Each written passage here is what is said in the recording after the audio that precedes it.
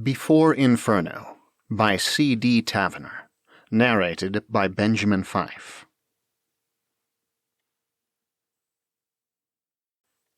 Chapter 1.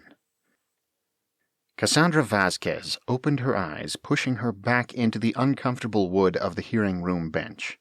She'd dozed off yet again as they entered the 9th hour of this absurd charade. She checked her watch. 7 p.m. She could smell the acrid sweat of the senators, and she was in the back row. The pungent stench knocked her vision back into focus, and her eyes returned to the scene. "Thank you, Senator Richards," Vice Chair Tarrenton said. "I believe just Senator Edwards has a few questions remaining for you, Henderson. I'm so sorry this has taken so long." "I appreciate the sentiment," Henderson said, the well-placed stutter barely noticeable. "I promise. I'm fine. I will honor my country today." Dr. Henderson Decker, the center of public attention. Cassandra couldn't see the man's face, but she'd listened to him speak many of the same words over and over again all day. No, for the past month, really, ever since he'd returned from Mars. He's doing his duty for his country, Cassandra thought to herself, almost too well. Everyone's eyes looked toward the red planet for over a year, and today Henderson had finally answered their questions. Most of the answers had been less than satisfactory to the public, but they would satiate their appetite.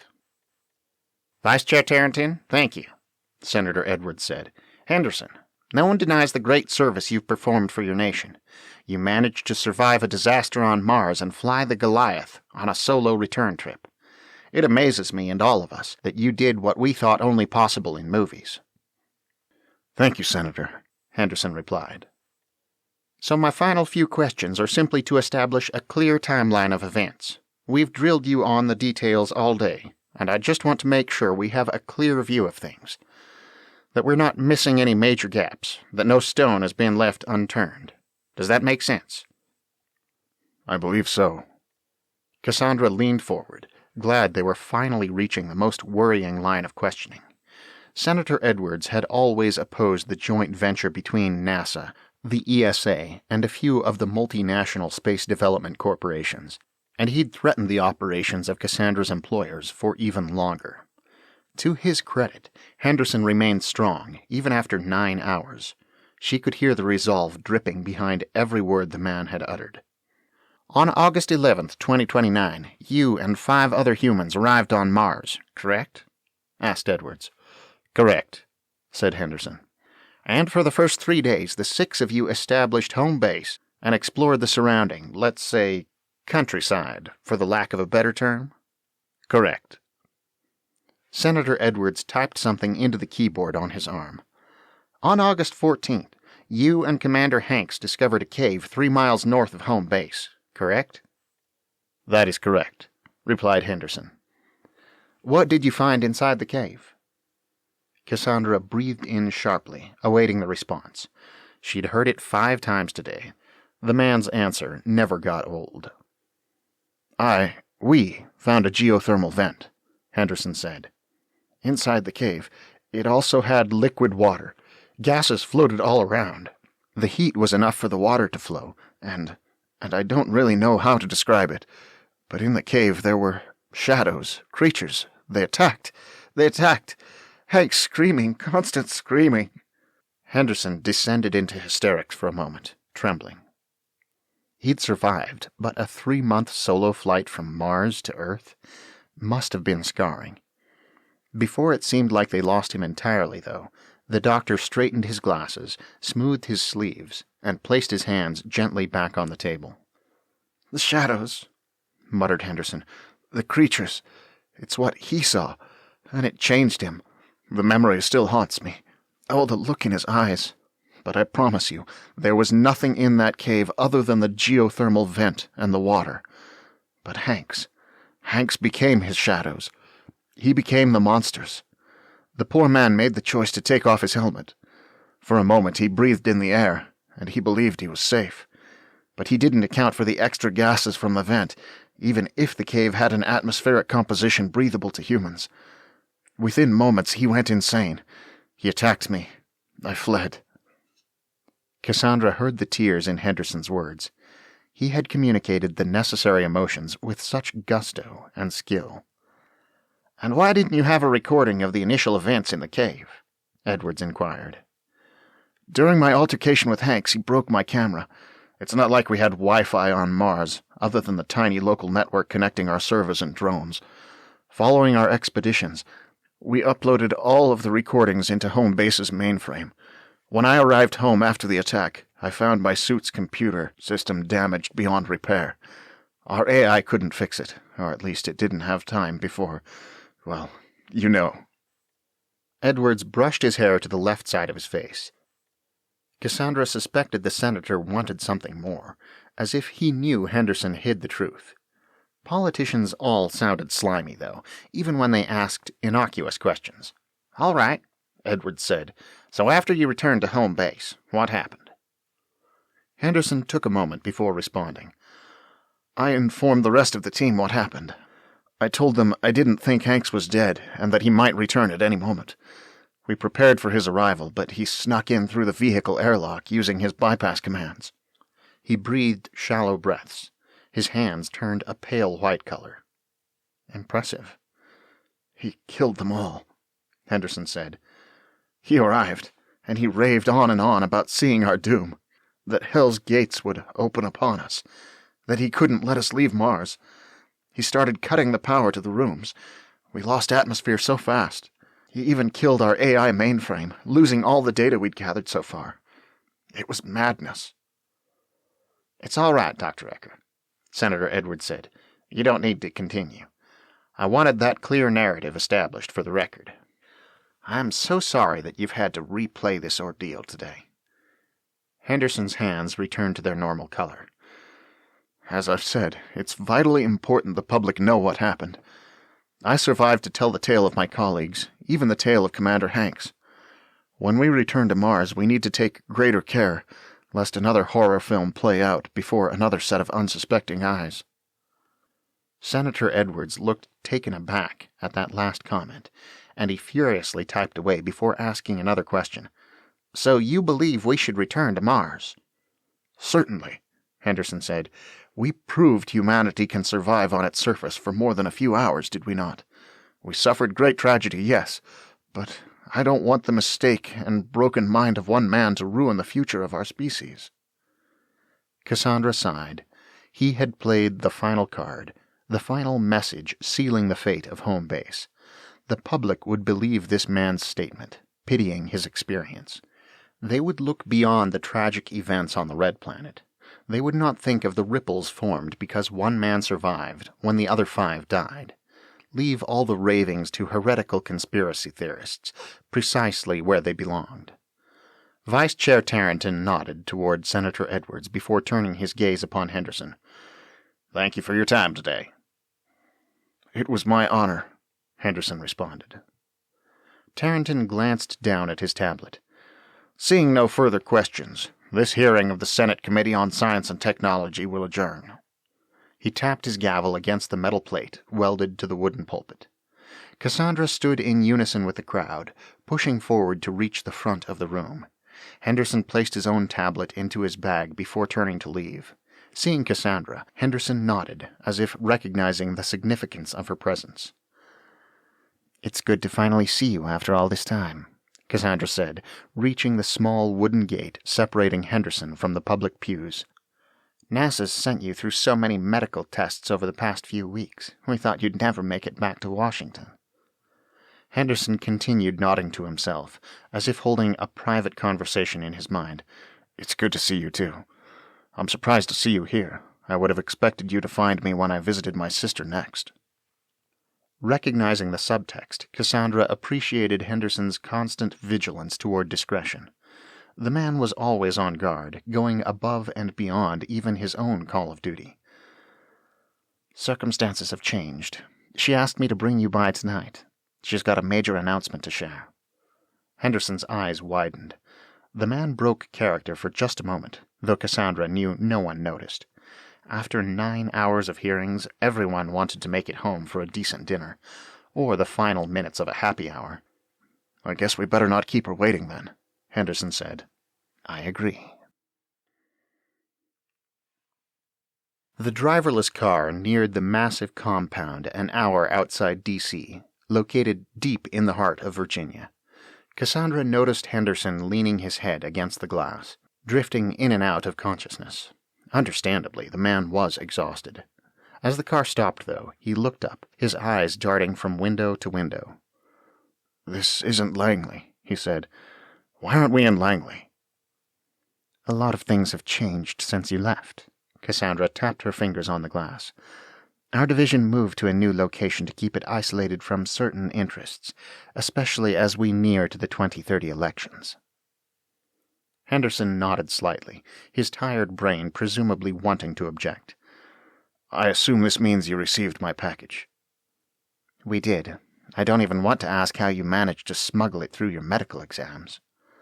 Henderson's face transformed into an involuntary grimace. "You don't want to know."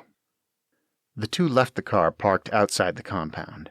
The building was an old Virginia plantation, though the owners of the building had restored the plantation fields decades ago to bring about a renewed sense of privacy. Cassandra pulled a keycard out of her pocket and placed it against a small black pad nestled behind one of the white columns buttressing the entrance. A small green light appeared, and she pushed the door open. Henderson followed her inside. In the middle of the foyer, a brown table stood with 2 chairs. On the table, a small, unassuming black box rested. A monitor adorned the wall, paused on a high-definition image of a red, rocky surface. Cassandra stepped around to the far side of the table, taking a seat. She motioned for Henderson to join her, and the man accepted the other chair. "So, we're going to review what you've provided us," Cassandra said.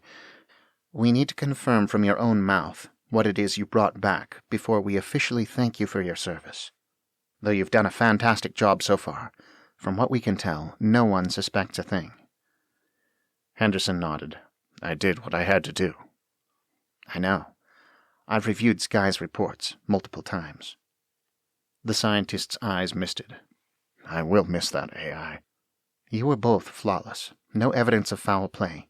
Did you know? Sky embedded a signal inside its emergency broadcast telling us you did do more.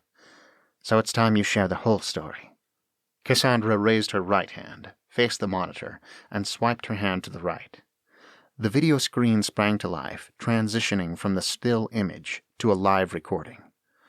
On the screen, a shaky camera displayed an image from inside a Martian cave, from where Henderson first discovered the strange place alongside Commander Hanks. A few feet ahead of Henderson, Cassandra could see a figure, presumably the commander. "This is the file you transmitted to us prior to your descent through Earth's atmosphere," Cassandra said. "Correct?" Henderson nodded. "That is correct." "Walk me through what's going on here, and I mean through everything." "Let me start from the beginning." Chapter 2. Cassandra listened, bemused. She hadn't expected such a complete confession, but she would enjoy hearing details no one else would ever know. The public would never understand the full extent of the tragedy. They needed to avoid panic at all costs. Henderson awoke, beginning his 3rd full day on a foreign world. "Good morning, Dr. Decker," said a disembodied, soothing voice. "The weather is clear today. A great day for exploration, don't you think?" Muscles groaning, Henderson slid out of bed. "Sky, thanks for the update." The AI subtly whirred, as if purring. "You're welcome. The rest of the team is already awake. We thought it best if you slept in today." "Of course they did." Henderson stretched and stepped over to the mirror. Gray hairs shrouded his chin, the stubble slowly growing. He'd shave tomorrow. After taking a swig of water, he brushed his teeth. Spitting into the sink, he sighed. His muscles really ached. The rest of the team seemed fine, but finding gravity again after a 3-month trip, even Martian gravity, everything just throbbed. He headed to the closet and dressed for the day. A simple gray lab coat and white, scrub-like pants. He passed by the empty beds of the rest of his team. Through the sliding door of Pod A, and into the central pod. Commander Hanks was sitting at the table, eating a bowl of protein-infused granola. "Where's everyone else?" asked Henderson. Commander Hanks looked up from the tablet propped up in front of him. "Morning. Everyone else is already on assignment. You're up a bit late." "I woke up when my alarm told me to wake up." "I'm not complaining, Doctor, but you are the science lead of this project. I'd expect you to be more excited about all this." "Believe me, Commander, I'm excited. I'm just tired." He pulled his glasses out of a coat pocket and placed them on the bridge of his nose. "Gravity is hitting me hard." "I understand. Sky, what do you have for us today?" "I think you'll be excited," said the AI. "One of the drones has identified a geothermal cave a few miles to the north. I have a rover ready for you at Dock Pod. You may head out at your convenience." "Excellent," Hank said. "Right?" Henderson nodded. "A heat source is exactly what we need." "Would you like me to inform Tams, Rachel, Andrews, or Rojan?" Always so formal, thought Henderson. "Thank you, Sky. That won't be necessary. Hanks and I can handle the mission. Just leave a notice for them upon our return." "I shall do just that." Henderson approached the table, reached for a bowl, and poured himself a serving of the granola. It tasted like dirt. After a painful chew, he said, "They couldn't have at least flavored it with chocolate?" Hanks laughed. "Put it in our post-op report for the next team supplies."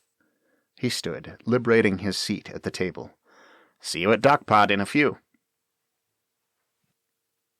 After suiting up in their enviro-suits and attaching their emergency oxygen tanks, Henderson and Hanks settled into the seats of the rover.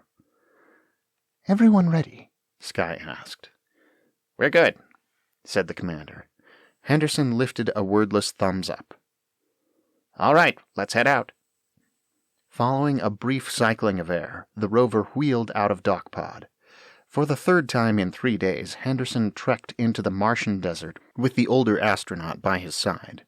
The man rarely spoke on their journeys, his eyes always staring outside. Hanks had been one of the last astronauts to inhabit the International Space Station before it was decommissioned a few years ago. One of the most experienced spacers in history. Henderson couldn't imagine what it was like to be, essentially, the next Neil Armstrong. Sure, he and the rest of the team were here too, but Hanks was the leader. He'd planned half the mission. "All right, the course is plotted," said Sky. "We should be there in about 15 minutes. "Thank you, Sky," Henderson replied. The rover rolled through home base, slipping between domes and past the launch pad. Their surface-to-orbit shuttle waited patiently for the day, weeks in the future, when they'd use it to return home. "The drone will be awaiting you when you reach the mouth of the cave," Sky added. "You'll notice right away why it couldn't survey the cave." "Oh, come on, Sky. You know Henderson already knows why," muttered Hanks. "He programmed them after all." "I'm just making sure you are both aware of the circumstances you are about to approach, yet framing it in a conversational tone. Should I adjust my informational parameters?" "You're doing just fine," Hanks replied. "Seriously, just fine," Henderson added. "You were money well spent." "I'll take that as a review and make sure Alpha Ram is aware." Henderson and Hanks both glanced at one another. Don't need that company boosting its ego further, Henderson thought. The rest of the trip occurred in relative silence. Before long, the rover crested a ridge, rolled along the base of a cliff, and came to a stop next to a small, four-wheeled drone. "Thanks for the lift, Sky," Henderson said. After the rover's air cycled into its lower compartment, Hanks opened the side door. He stepped onto Martian soil, and Henderson followed. They sauntered around the vehicle to the drone's position beside the cliff. Its photoreceptors pointed at a crevice a few meters above the ground. Henderson lifted his arm, and with his gloved hand, keyed in a few commands. A heads-up display on his helmet shifted between sensors, eventually landing on a few atmospheric monitors. From the cave, significantly warmer air drifted, and oxygen. Henderson quickly shared the readout with Hanks. "This is your stuff, Henderson. What do we do next?" Hanks placed a hand on a hip. his facial expressions shadowed by his helmet's sun visor. "I'm game to go up there if you are." Henderson double-checked the readings. "Yeah, this is exactly what we were searching for." Hopefully nothing too extraordinary, though. "We need to go in." Hanks nodded, turned to the rover, and began unloading rudimentary climbing spikes. It didn't take long to nail them into the red rocks, and a few minutes later, the commander was helping Henderson climb up the rock face. Once in the mouth of the cave, Henderson turned to help the older man up the makeshift ladder, but he was already at the last spike by the time his hand was reaching down. "I'm fine," Hank said. "I appreciate it, though you know there's a reason I'm on this mission." Yes, Henderson sighed. Every moment reminded him how he was dreadfully out of his element. Or at least, he was supposed to act as if he was out of his element. Even if I have training, I still feel pretty lost here. "Let's go." As the light dimmed further into the cave, lamps naturally ignited on their chest plates. Strange mineral stalactites and stalagmites protruding throughout, the first sign they'd found something unexpected. "Sky, you recording all this?" Henderson asked. "You bet, sir. You bet." "I'm no geologist," said Hanks, "but they're not possible without water, yeah?" "You are correct," said Sky. "We have discovered something quite unexpected." Hanks paused in stride. "Should we have additional equipment with us before proceeding?" "We can always come back," said Henderson. "I'd rather confirm what we have here before making a second trip. Besides, aren't you a bit curious?" "I'm curious," said Sky. "Of course the AI is curious," said Hanks. "Sky, you're programmed to be curious." "I don't know what you're talking about." A slight buzz came through the speakers built into their helmets. "Sky, are you humming?" The AI didn't respond. "They really enjoyed designing its personality," muttered Henderson. "Though it's a nice touch, really," he thought. They passed between rocky outcroppings, pushed through tight squeezes, and climbed over boulders. Eventually the cave sloped downward, and a yellowish glow appeared ahead. "Impossible." "Henderson, seriously," said Hanks. "I'm not sure this is the best idea. We don't know what's down there." "What is it, Commander? Are you expecting little gray men to attack you?" Sky chortled. "I didn't take you for a superstitious one."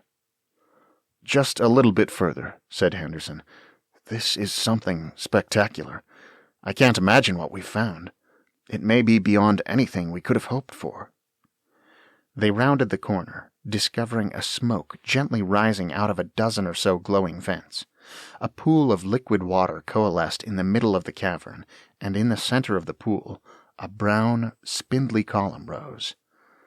No, wait, it wasn't rocky, it was earthy, almost plant-like. It had branches, and its skin looked coarse like the bark of an oak. "Hanks, Sky," Henderson said, "this is impossible." Hanks didn't answer. He stepped forward, his black boot piercing the pool of water. "Sir, wait, you'll contaminate anything that might be in there." The commander passed through the pond and reached the strange thing resting in the middle. "I can't believe it," he said over the comm. "It's beautiful. Truly beautiful. Look at it." Henderson peered at it, its rippling features almost hypnotic. Henderson shook his head. Was it smiling? Did it have a face? Were those eyes? No, just a psychological trick. He was anthropomorphizing the thing. Still. Hank reached out his hand. "Commander, wait!" Henderson said. His hand caressed their finding. It grinned, and a piercing screech filled his ears. Henderson doubled over, falling to his knees. It was like the sound of death. "Sky!" Henderson shouted. "Cut it! Cut my connection to the commander!"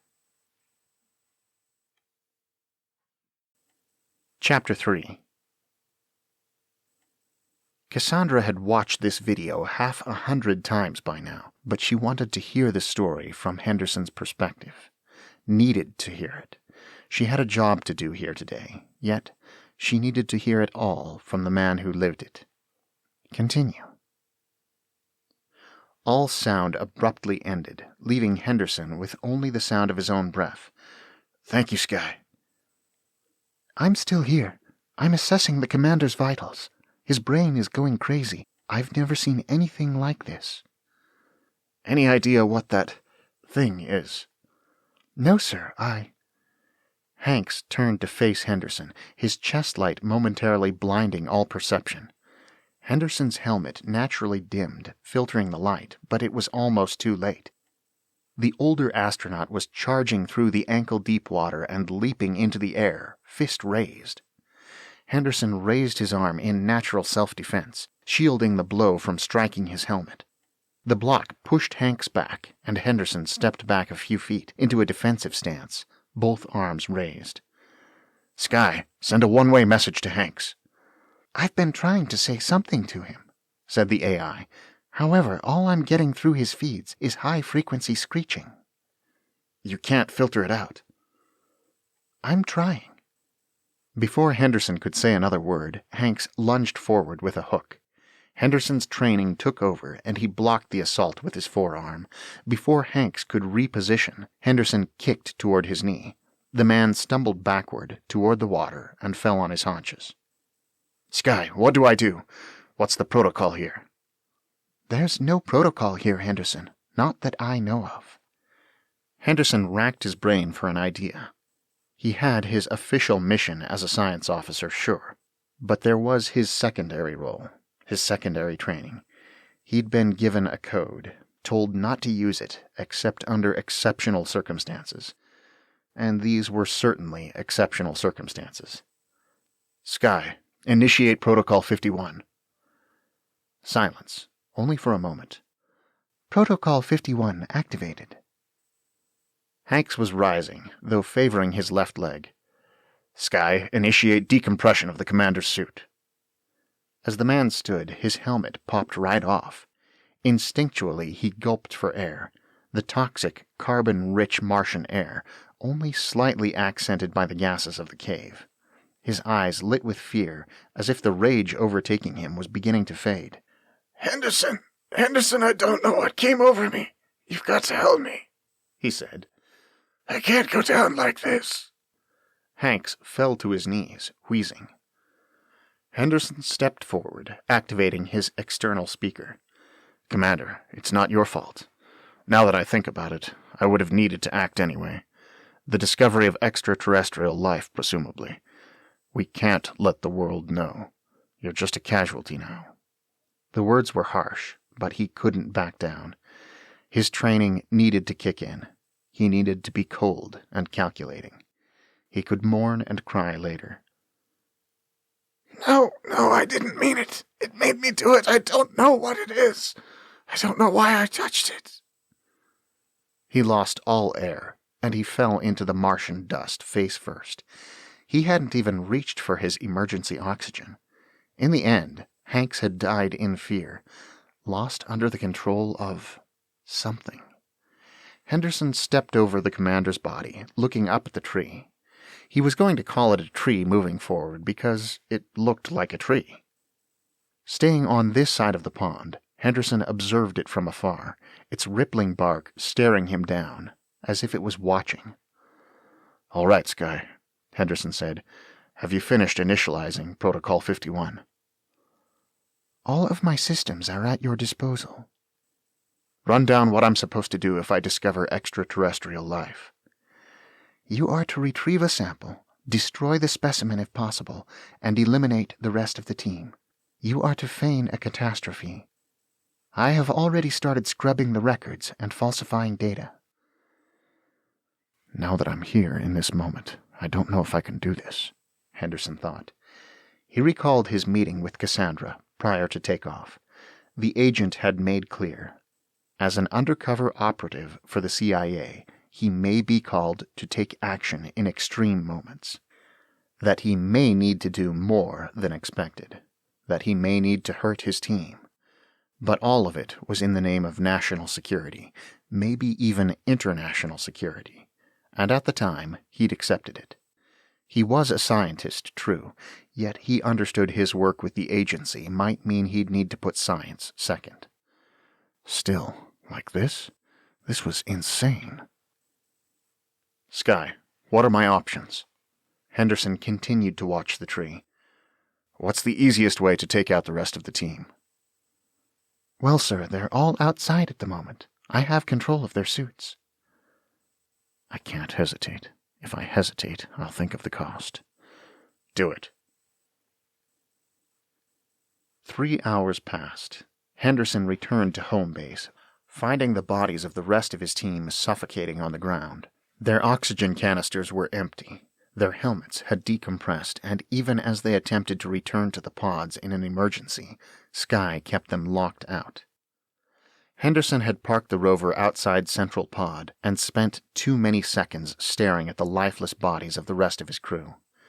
Now he was staring out the airlock, helmet off, tears in his eyes. Sky, I need a moment. This is horrible. I didn't sign up for this.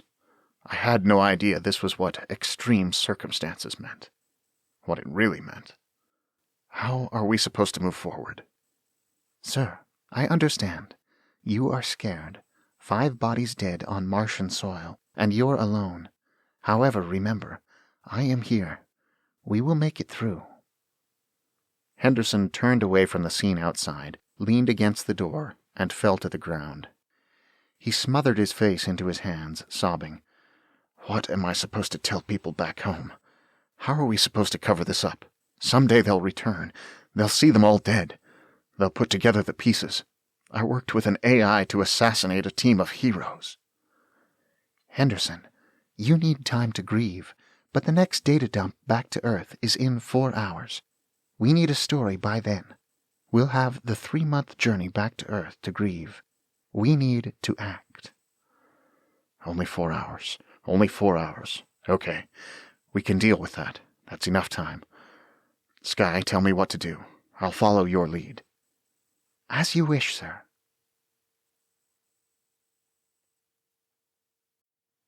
Chapter 4.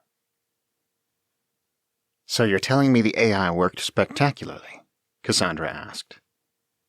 As I considered the question on the way home, I think it worked too well, replied Henderson. It flipped so easily. Too easily. Think about what that means. What someone could do to any AI put in charge of, well, anything. You were right not to blame the AI in your story. That would have caused more fear than what you found. I'm not so sure. The rover returned to the cave, and Henderson stepped out, drill in hand. While the tool normally would have been used for gathering rock samples, it should serve for the next task. He slung it over his shoulder. His sensors still detected the heat emanating through the hole. The tree inside was living, that was certainly true. So what was it? Was it from Mars originally? Was it a remnant of some past species dominating the planet? Henderson's scientific mind sped through all the possibilities, and what they meant for the future of humanity. It changed everything. At least, if people knew. And now, it was his job to keep it secret. Hide it all from the world. All right, so what's the plan? Henderson said. Use the drill to kill the creature, said Sky. I've re-examined the data, and it definitely can't move. Don't touch it like Hank's, just stab and poke and prod. All right. And don't forget a sample. Of course. Henderson climbed the spikes, returning to the cave. He creeped toward the strange lights, the geothermal vents continuing to vent heat and gas. Hank's body remained, his skin puckered and blue from oxygen loss. Poor Commander, Henderson muttered. Never knew what hit him. It is a tragedy for such a death to occur to a hero, said Sky. We must think of a way to honor his memory. We can come up with something on the long trip home. Henderson looked past the corpse and to the tree sitting in the middle of the pond. Its skin continued rippling. Its strange eyes continued smiling. Stepping into the water, Henderson pulled the drill from his shoulder. Whatever you are, I'm sorry, Henderson thought. This is for the security of our country, for the whole world, really. We're not ready to face the truth that more life persists elsewhere. Hell, we can't even handle the life on our own planet. Henderson activated the drill. Holding it in both hands, he pointed it at the strange tree's trunk. Toggling the power settings, he stepped forward, pressing the vibrating drill into the woody, fleshy creature. It seemed to writhe. It changed colors, shifted, but it didn't move. Strange, black liquid spilled out of the bark, flowing toward the water. Otherwise, it didn't fight back. "I'm so sorry," Henderson thought. At about 2 meters tall, it wasn't much taller than Henderson was, though its canopy spread out about another 2 meters in all directions. As he gnawed away at the creature, he watched the branches, praying they wouldn't suddenly spring to life and snatch at him like something out of a horror film. "Sky, make sure you're recording all of this for the teams back home. I'll need to make sure we've got some sort of exclusive record to provide, outside the doctored one for everyone else." "Have you thought about what the sample will be yet?" "Do you see anything that looks like a seed, perhaps?" "I'll take a closer look through the feeds." Using the large drill, he cut a line through the trunk as if chopping down a tree in the forest. Eventually, he dug deep enough, so he kicked it, the whole thing falling backward into the water. From what he could tell, it was dead. "So, what do I do next?" Henderson asked. "We need to dispose of it in a way that any future teams never find it." "All right," Henderson said. "Ideas?" "Yes, actually a very simple idea. Drag its carcass back to camp, all of it. We can load it into a cargo container, and you can jettison it in transit back to Earth. It'll get lost in the void." "Why not burn it?" "That will leave evidence here of what happened." "Won't this black liquid do that anyway?" "It should mix with the water eventually, appear as a contaminant. You need this cave to match your story." Right.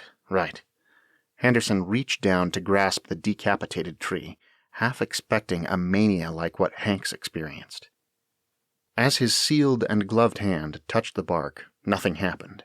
He was safe. "Well, I guess I'll start hulling every piece down to the rover." "You're doing humanity a service, Dr. Decker," said Sky.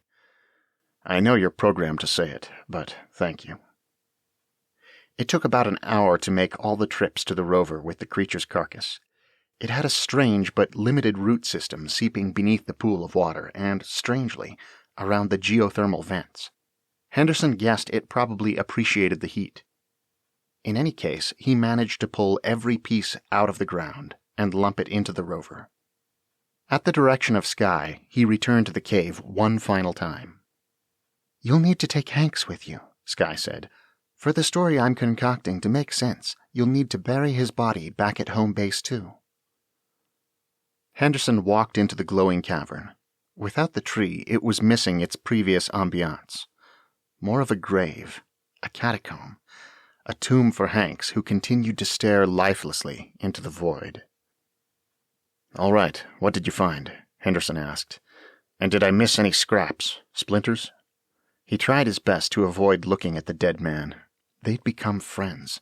He'd killed a friend. What have I done?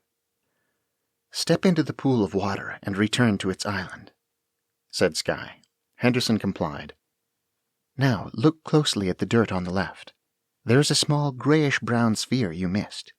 I purposely didn't flag it for you until now." "I see it." "Do you have a sample bag with you?" All the suits came with them. Henderson pulled one out of the pack built into his leg. "Ready." "Place it into the sample bag." Henderson stooped, reaching for the small orb. It almost looked like a walnut. His gloved hand grasped the thing and... a flash. His mind raced. Images. Brilliant colors, stars, a long night.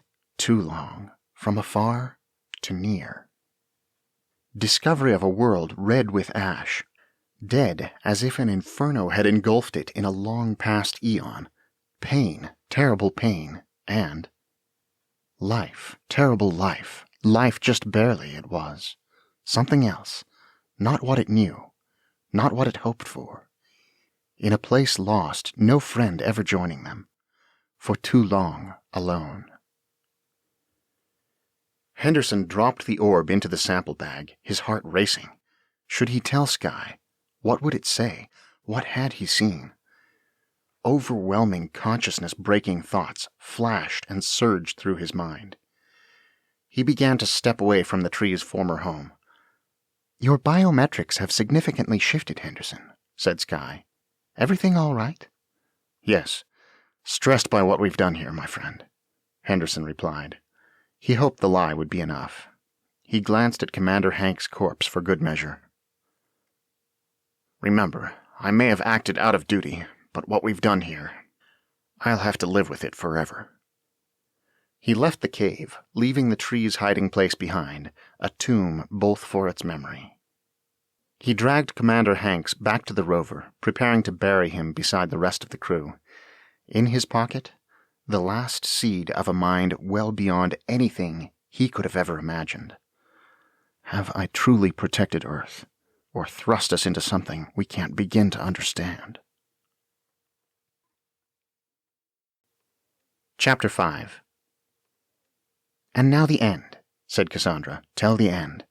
Confirm that you eliminated all proof, that you're the only one who knows what happened, and that no one can learn the truth." Henderson sat at the table where, that morning, he ate bitter granola with Commander Hanks. In just a few moments, Sky would issue the emergency signal to Earth, informing everyone of the tragedy occurring on Mars, caused by the mental snap of an international hero. And I'm barely keeping it together myself, he thought. What the hell did I just see?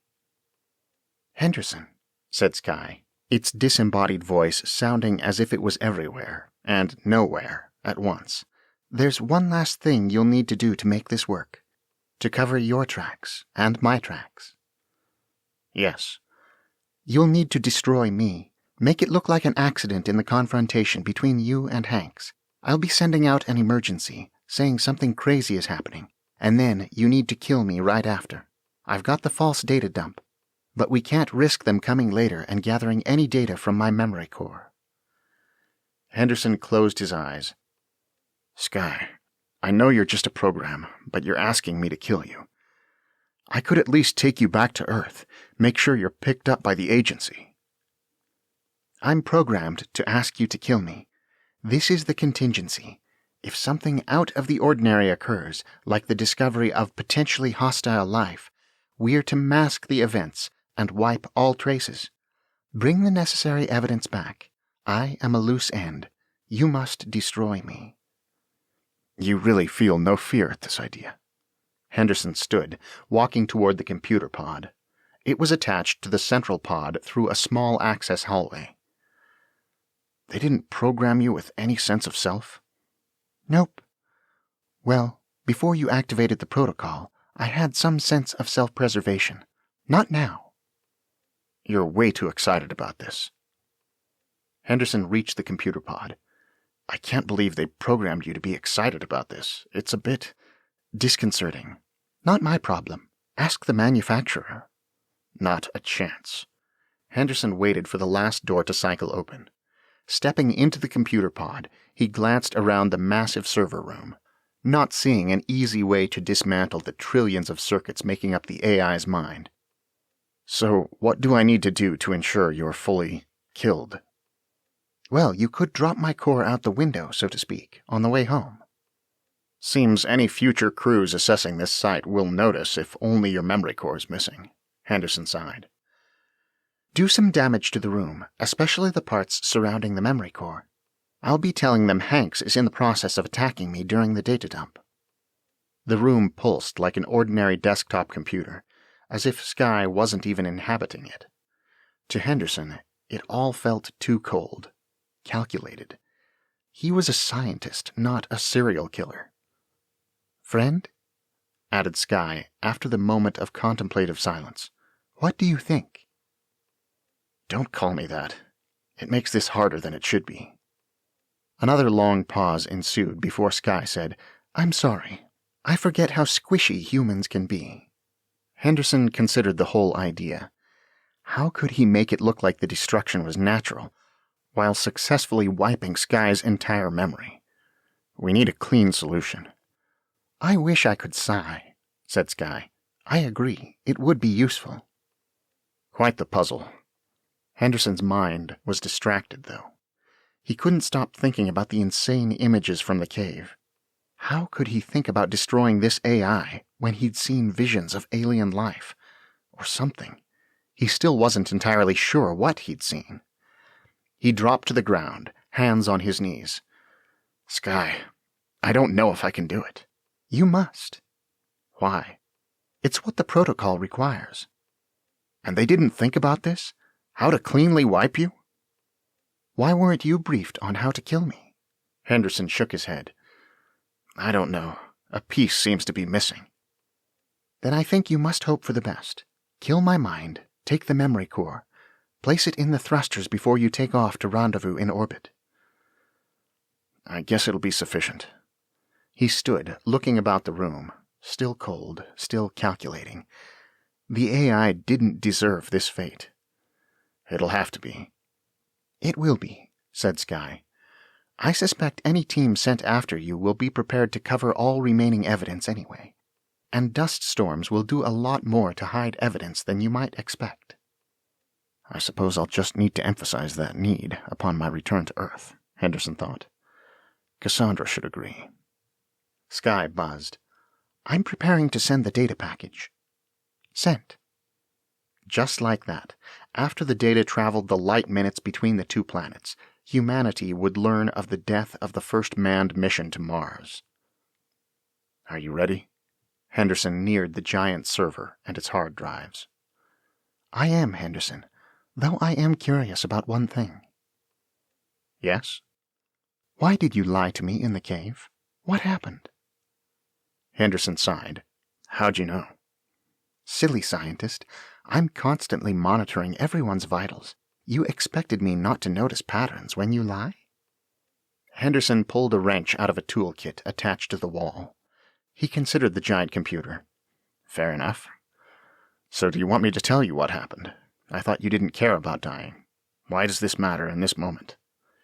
As you and Hanks emphasized earlier, they programmed me with curiosity. I want to know, before I die. Henderson smiled. Just a program, but it's a hint at what we can do with AI, I suppose. Or maybe it's illustrating the limits. I'm not sure. You've guided me through this harrowing experience. I suppose I owe you as much. I appreciate it, Henderson. The AI purred, its strange whir infusing the air with sadness. A story for my end. I saw a vision. He exhaled, barely believing his own words. Somehow, I'm a man of science, and I can't comprehend what I saw. The mind of that creature, and it had a mind, was somehow connected to the seed we're taking back to Earth. It showed me its past, its memories, I think. I'm only starting to scratch the surface at the possibilities.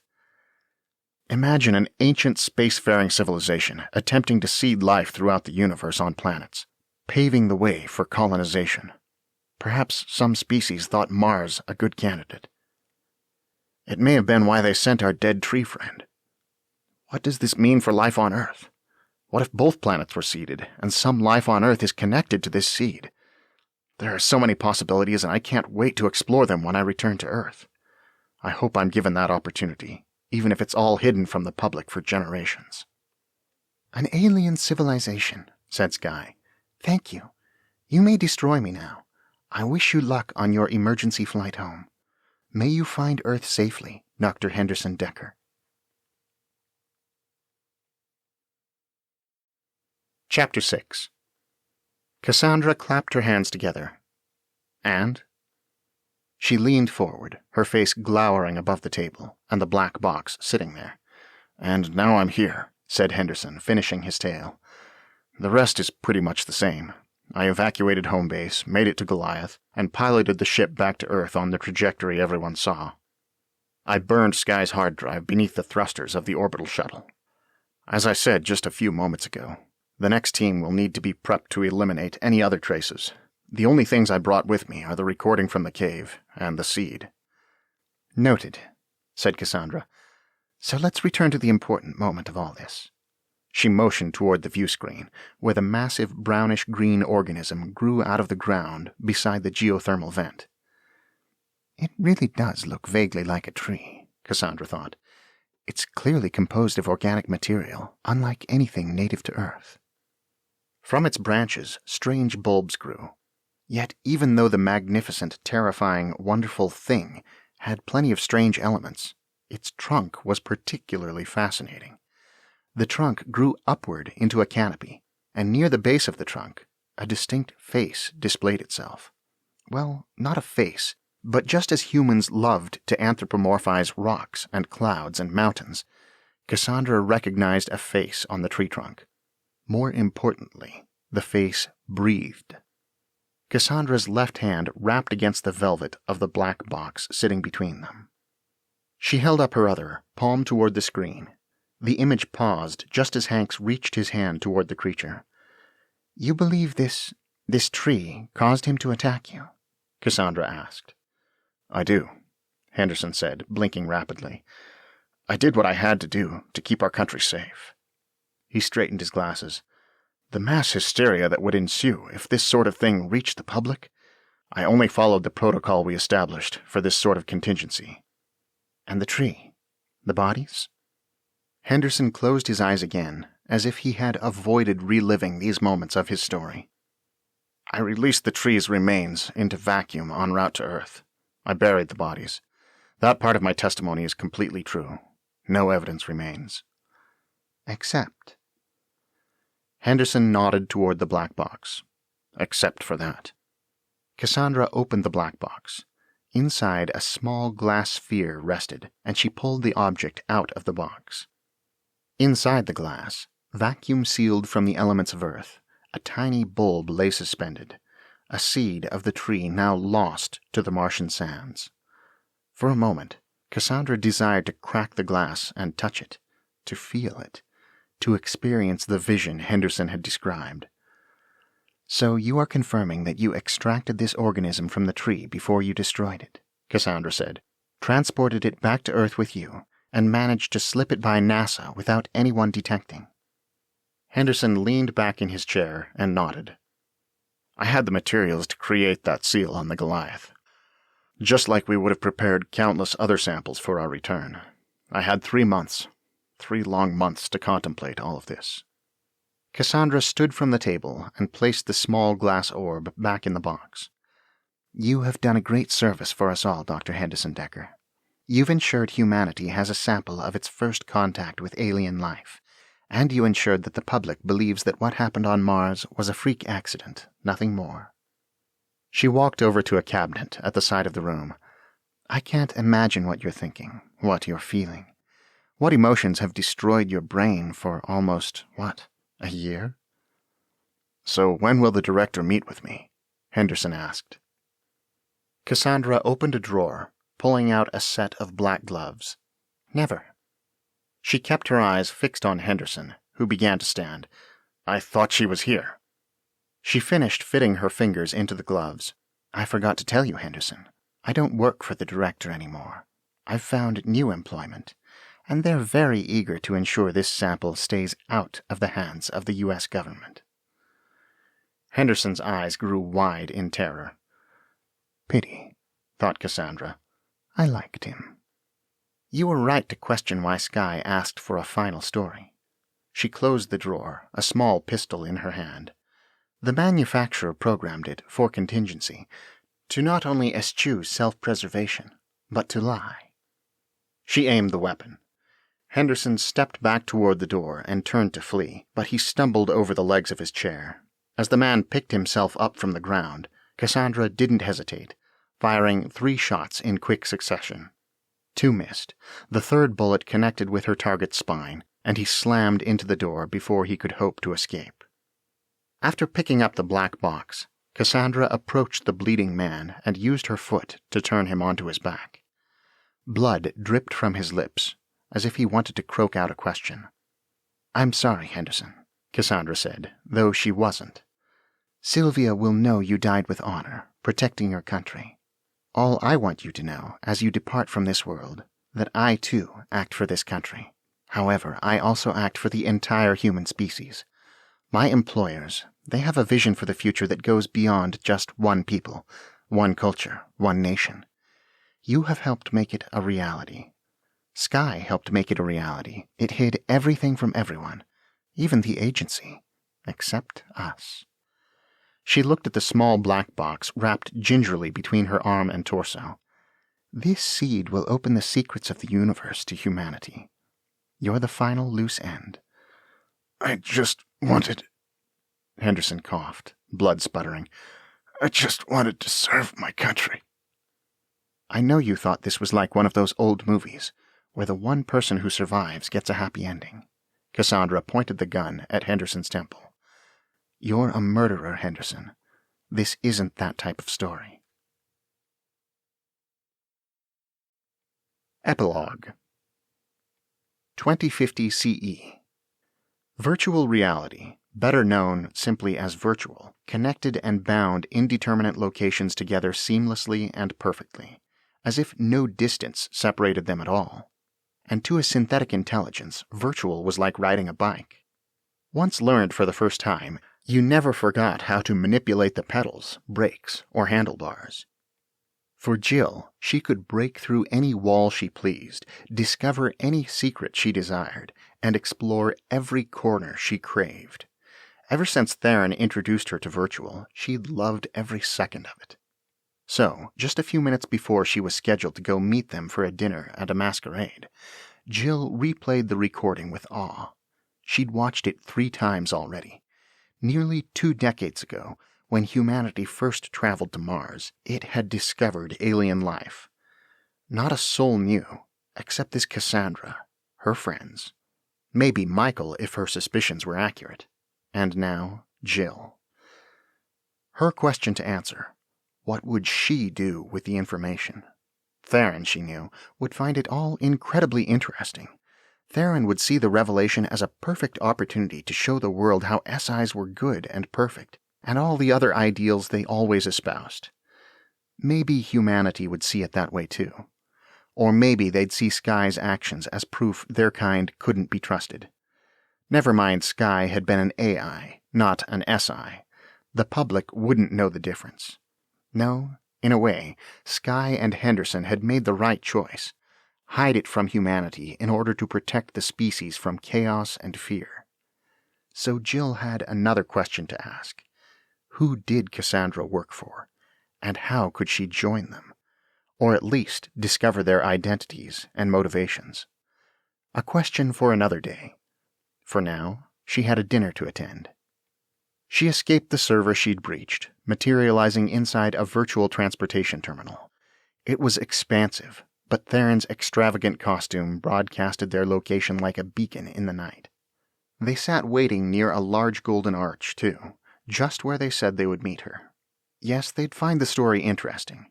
She'd decide whether to tell the first SI, her creator, after the party.